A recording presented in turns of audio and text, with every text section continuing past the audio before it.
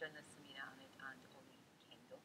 And very interesting story. This on most of the front pages this morning. The Scotland Yard officers are to meet Lib Dem officials later. This is about these claims of sexual harassment by the party's former chief executive, Lord Reynard, which he strongly denies. Absolutely. I mean, it's another terrible day for the Liberal Democrats. More allegations of misconduct against, as you say, Lord Reynard, one of the most senior members of the party up until 2009, both chief executive and the campaign and strategy advisor for the party.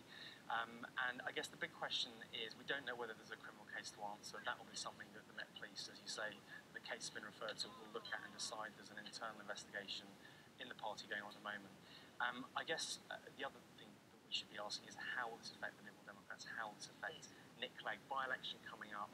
Nick Clegg's office seems to be getting drawn into this. It's worth pointing out he has very categorically denied that he has any specific knowledge of these allegations. But the reason that it matters is there's these three things. It's like all the other stories. You know, there's the incurious George accusation against Nick Clegg. That did he know? And he didn't bother to ask further, which is, of course, the accusation made against the BBC's Director General over Savile.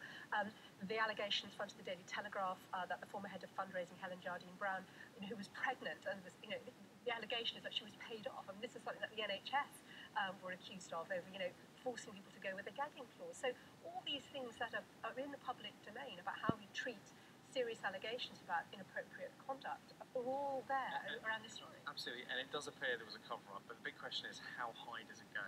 We know that senior people in Nick Clegg's office knew about specific allegations, and I guess questions will be asked in the next 24, 48 hours about their future role in the party.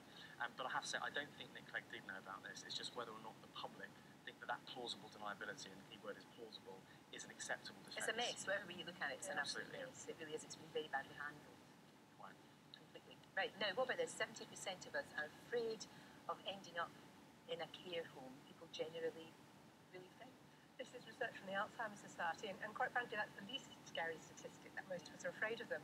The more chilling ones for me was that 80% of residents of care homes have dementia or Alzheimer's, they think, in some form, and this is a figure that's gone up massively since they reassessed it, and that less than half of these people enjoy a good quality of life. No wonder we're all so scared of going there. And the two issues that come out of this is, who runs the care homes and who's in charge of the standards. And the new head of the CQC, the Care Quality Commission, I remember him being interviewed a few months ago, and he was asked, what are you going to do about these appalling standards when these scandals are uncovered? And he said, well, we believe that it's the care home providers who are responsible for driving up standards, but these are private businesses, and that's the mess we're in, where it costs a lot. It's not joined up at all. It's not joined up at all, and no one really wants to take responsibility for, actually, how do we treat our elderly people?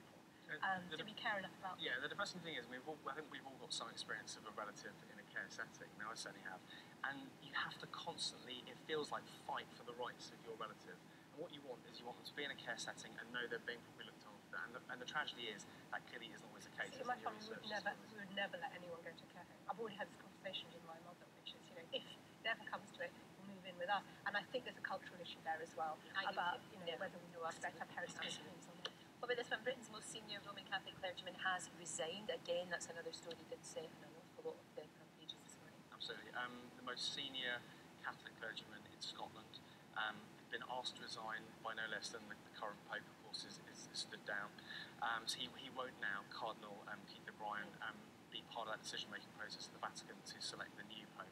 Now, he, of course, denies the allegations against him, which I think have been described as inappropriate acts against other priests. Is that three priests and one former priest have gone, they've sent their information into the Vatican to report it. So there's obviously some kind of deliberate attempt to stop him being involved in that decision. That's the allegation, because he was due to resign quite soon anyway. So the whole complication about that scandal at the Vatican, the butler who was leaking secrets, this all seems to feed into this idea that the head of the Catholic Church and the ownership of the Catholic Church decision-making process is really complicated and secretive and suspect, and there's all kinds of intrigues going on there. But I have to say, I think there'd be very little sympathy if these allegations are proven to be true, because this was a man who stood up and gave very, very vitriolic sermons against the things he considered to be immoral, like homosexuality and same-sex marriages. And I think if he himself, if he's found to be guilty of the acts of abuse, then there will be very little sympathy. Unfortunate pictures of him today in some of the tabloids with Mr. Jimmy himself, which is most help his unfortunate. PR campaign. Right, more and more parents are lying to get their children into schools.